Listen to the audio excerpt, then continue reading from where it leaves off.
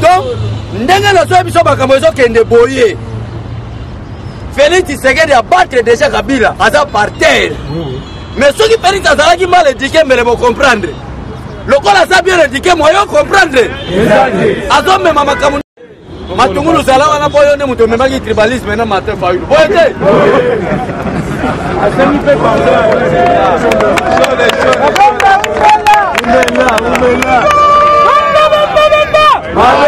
IDPS, viva! Tango Matungulu suppose à changer la salini. À s'appeler na Matungulu Maria, il est grand voleur, mais yoga maloba lobi. Je demande aux autres leaders de la Mouka de me rejoindre. IDPS, viva! On a la Mouka à bout. Maloba Tshisekedi Nyanga boyete. La Mouka que vous voyez aujourd'hui, vous le verrez. Tshisekedi Ndoki. IDPS viva! Donc, awa, binomo va dire que Félix nous opposition. Opposition à Koufi. Lelo AAC, na évité l'Igolo Banini. Basa déjà la guerre na Kinga 4. Kabila Kosaki Bangoke, Kabila Wala. Félix Wala la Kobomae. Mais yo zo comprendre bakamo Félix azo beta batunaye. Moi yo comprendre. Bango na Kinga 4 ba comprendre que Kabila za fanti. IDPS viva! Papa Moller Kabilis Mouna! Mais alors, tala, bomba! Papa Kamusuba Moller va au salaire. Na salle émission Moro Boye. Et les gars partout sur le canal City. Papa Moller a sali déclaration le bien été. Félix Tshisekedi a nommé. Na bengi ba journaliste. Puis Papa Moller c'est que le sala Keba. Félix a mal éduqué. Ceux qui ont mal éduqué, ils sont mal éduqués, tout ça la nine. Mal éduqué. Papa Molé a eu caractère saline. La nave émission de nous, chaque fois sur le lobby pour la présidence. Est-ce qu'il y a un lobby ma belle? À comment on va faire le lobby qui est toi, ta caractère sur saline. Au Congo, il y a quelqu'un qui est là. Il faut qu'on y ait un leader. Bon, été. Bisous tous ça la Félix parce que je crois en Félix Tshisekedi que 5 ans. Combattant sur le Moussalate, pour que la Félix c'est bon tout manga ramo. Parce que la date tirée à 100% que Nyonto a la Moussalana. Moutoumanga ya combattant à cause sabino que non, Félix a bossé de combattant le Kouta Mouna. Andok, à bonne sanité. Le problème est que la Mouka Baya qui a tribalisme. Dans la stratégie, il faut que Félix Tshisekedi dans son pouvoir. Est-ce que Mouta a la politique dans Moulouba? Est-ce que Félix Tshisekedi? Si Balaza Moulouba, si Balouba va s'être pas la déconner, tu vas la voir. Badi Bagaza Moulouba, Kabila Kula Sala Balouba. Mais dans la stratégie, n'est pas qu'on détruit Félix Tshisekedi. Bazoui à chaque province, leader ou la province, parce que ils ont un leader provincial, ils ont un leader national. Félix Tshisekedi est un leader national. Jean-Pierre Bemba est un leader provincial. Il y a qu'Équateur. Adolphe Moussou est un leader provincial. Il y a Bandundu. Moïse Katumbi est un leader de la ville. Il y a Lubumbashi pour la Mazembe. Si chaque leader est un fief naïe. Message Moko. Moulou va son pouvoir. Alors, pour tribalisme, on va continuer. Félix Tshisekedi est son leader pour la unité nationale. Pour balkanisation, ça l'était. Ayebi beke pouvoir eza biso to kosaka na ngo ndenge to lingi wala yebi so makambo lugero makambo te bota bakangira te jouer ebele na obimana IDPS viva mais moi to gangela ngo exacte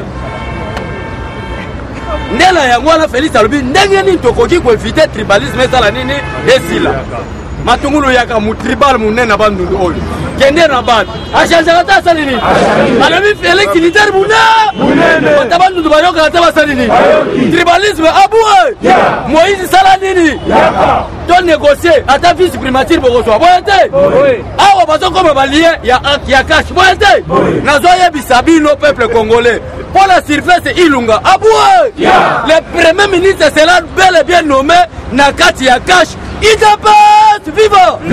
L'antenne ya Félix Tshisekedi est égale à dispersion ya FCC. Félix Tshisekedi Lombo B52 Maman na leader yo siko fani nawa ozalo mutabandu musale ozala ngote nzala bana tongo tipokwa kana Martin Fayulu bato va soutenir Martin Fayulu batane le longi balobi il ne porte pas les porteurs des chefs de l'État yo kana sa on a voté Martin Fayulu yango wana bajournaliste ntango nawuti émission lelo bolandango na canal presse lobby nayebisi babatuninga question lokola matungulu asali mbusa nyamwisa kosala eske Martin Fayulu kosala nalobi Martin Fayulu kosala te po ete Félix Tshisekedi eza na posa bacompétence mais Martin Fayulu aza incompétent mune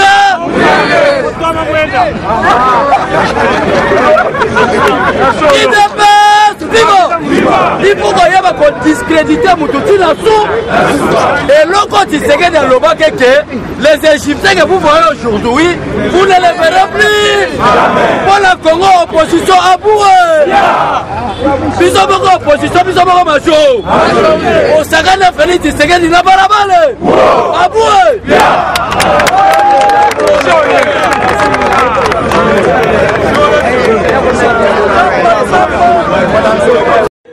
matungulu sala wana boyo ne muto memaki tribalisme na Martin Fayulu boyete asemi pe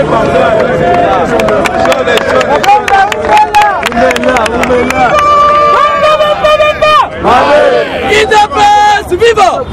Tango matungulu asipose achangera ta salini. Asepeli na matungulu malgré il est grand voleur mais yoka maloba lobi. Je demande aux autres leaders de la Mouka de me rejoindre. IDPS viva! On a la Mouka aboué. Maloba Tshisekedi nganga boyete. La Mouka que vous voyez aujourd'hui vous le verrez. Tshisekedi ndoki. IDPS viva! Donc, awa, bino ba bana koluka ke Félix nous opposition. Opposition à Koufi. Lelo AAC, na ibita likolo banini. Baza déjà la guerre na Kinga 4. Kabila kosa ki bangonge Kabila wala. Félix wala la koboma e. Mais yo zo comprendre bakamo Félix azo beta batu na e. Moyo comprendre. Balingo na Kinga 4 ba comprendre que Kabila za fanti. IDPS viva! Papa Moller Kabilis Mouna! Mais alors, tala, bomba! Mama Kamusuba Moller Bazo Sale, na sale émission Moko Boye, et les gars partout sur le canal Fiti. Papa Moller a sali déclaration à l'objet, Félix Tshisekedi a nommé. Na bengi ba journaliste, Papa Moller et Tshisekedi Sala Keba. Félix a mal étiqueté. Ce qui est mal éduqué, puis ça va mal éduqué, tout ça la nine. Donc, on va mal éduqué. Papa Moller a yoga la tasse ligne. La nave mission de l'Union, chaque fois sur le lobby, pour la présidence, le lobby, est-ce qu'il y a un lobby, ma belle?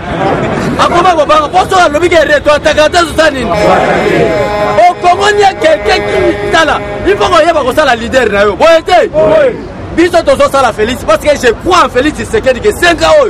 Combattant sur le Moussalate, pour que la Félix c'est bon tout manga ramo. Parce que la assuré à 100% que Nyonto a la Moussalana. Moutoumanga combattant à cause sabino que non, Félix a bossé de combattant le Kouta Mouna. Ando, à bonne sanité. Le problème est que la Mouka Baya qui a tribalisme. Dans la stratégie, il faut que Félix c'est dans son pouvoir. Est-ce que Mouta a la politique dans Moulouba? Est-ce que Félix Tshisekedi? Si Balaza Moulouba, si Balouba va s'entrer, pas la négocier, tu vas la voir. Badi Bagaza Moulouba, Kabila Koula Sala Balouba. Mais dans la stratégie, n'est pas qu'on détruit Félix Tshisekedi. Bazoui dans chaque province, leader ou la province, parce que ils ont des leaders provinciaux, ils ont des leaders nationaux. Félix Tshisekedi est un leader national. Jean-Pierre Bemba est un leader provincial. Il y a qu'Équateur. Adolphe Moussou est un leader provincial. Il y a Bandundu. Moïse Katoum est un leader de la ville. Il y a Lubumbashi pour la Massembe. Si comme chaque leader wana bati dit la fief naie. Message moko. Moulou bako son pouvoir. Alors, pour tribalisme wana continuer. Félix Tshisekedi est un leader pour la unité nationale. Pour balkanisation ça l'était.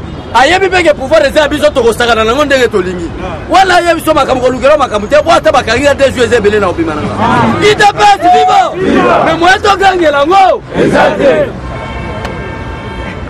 ndela yango na Félix alobi ndenge ni to koki ko éviter tribalisme ça la nini esila matungulu yaka mu tribal munene bandundu oyo kende na bad achangera ta salini alobi Félix leader munene ta bandundu bayoka ta basalini tribalisme aboué Moïse Saladini ton négocier ata vice primature bokoswa boyete awa bazo comme balien ya cash boyete nazoye bisabino peuple congolais pour la surface Ilunga aboué le premier ministre sera bel et bien nommé Nakati ya cash Idapet viva l'antenne ya Félix Tshisekedi est égal à dispersion ya FCC Félix Tshisekedi Tshilombo B52 maman na leader yo sikofani noawa ozalo mutu abandundu musale ozala ngote nzala bana tongo tipokwa kala Martin Fayulu bato basutela Martin Fayulu batali elongi balobi il ne porte pas les portraits des chefs de l'État yoka na se olanda benvote Martin Fayulu yango wana bajournaliste ntango na wuti émission lelo bolanda ngo na Canal Presse lobby nayebisi babatuninga question lokola matungulu asali Moussa Nyamwisa kosala est-ce que Martin Fayulu kosala nalobi Martin Fayulu kosala te po te Félix Tshisekedi ezala mposa bacompétence mais Martin Fayulu aza incompétent mune